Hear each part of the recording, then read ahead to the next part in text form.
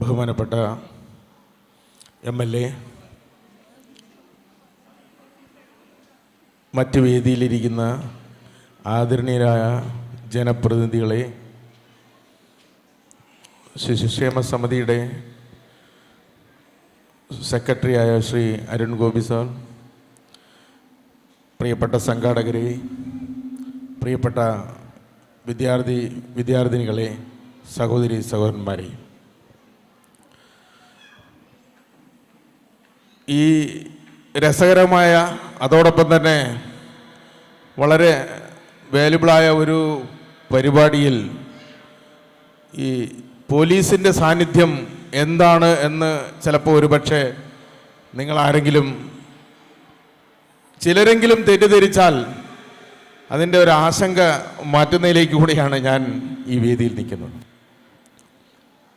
ഞങ്ങൾ എന്ത് പരിപാടിക്ക് ഞങ്ങളെ ക്ഷണിച്ചാലും ഞങ്ങൾ വരും, പോലീസ് വരും, വന്ന് 2 വാക്ക് സംസാരിക്കും. കാരണം നമ്മുടെ ഗവൺമെൻറ്റിൻ്റെ ലക്ഷ്യം A crime less society, crime ഇല്ലാത്തൊരു സൊസൈറ്റി, ജനങ്ങളെല്ലാവരും ഒരുപോലെ സമ്പൽ സമൃദ്ധിയിലും കുറ്റകൃത്യങ്ങളില്ലാതെ ജീവിക്കുന്ന ഒരു സൊസൈറ്റി ഉണ്ടാക്കിയെടുക്കുകയാണ് ലക്ഷ്യം, ഗവൺമെൻറ് ലക്ഷ്യം. അതിൻ്റെ പ്രതിനിധി എന്നുള്ള നിലയിൽ അതിനാദ്യമായി ഞാൻ ചെയ്യേണ്ടത് the gap between police and the people we want to reduce it. ജനങ്ങളും പോലീസും തമ്മിലുള്ള അകലം കുറയ്ക്കണം. അങ്ങനെ അകലം കുറയ്ക്കുന്നതിലേക്ക് വേണ്ടി ഞങ്ങൾ പല പ്രവർത്തനങ്ങളും ചെയ്യുന്നുണ്ട്. ആ പ്രവർത്തനങ്ങളുടെ ഭാഗമായിട്ടാണ് നിങ്ങളോട് 2 വാക്ക് സംസാരിക്കാൻ എന്നെ ക്ഷണിച്ചപ്പോൾ തന്നെ, ഞാൻ അവസരം കിട്ടിയപ്പോൾ തന്നെ ഞങ്ങൾ വന്നതും സംസാരിക്കുന്നതും. കാരണം IB സതീഷ് MLA അദ്ദേഹം ഇവിടെ വളരെ സമഗ്രമായി നമ്മുടെ നാടിനെ ത്രസിക്കുന്ന വിവരങ്ങളെക്കുറിച്ച് പറയുകയുണ്ടായി. അതിൽ കൂടുതലൊന്നും തന്നെ നിങ്ങൾ വളരെ വ്യക്തമായി മനസ്സിലായെന്ന് ഞാൻ വിചാരിക്കുന്നു. അതിൽ കൂടുതൽ ഞാൻ പറയേണ്ട ആവശ്യമില്ല. അതിന് ശേഷം വന്ന ബഹുമാനപ്പെട്ട MLA സ്റ്റീവൻ സാർ അവരും നിങ്ങളോട് വളരെ കാര്യമായി സംസാരിച്ചു. പിന്നെ മറ്റ് ജനപ്രതിനിധികൾ എല്ലാവരും ഈ സാമൂഹ്യ പ്രവർത്തനങ്ങളെക്കുറിച്ചെല്ലാം സംസാരിച്ചു.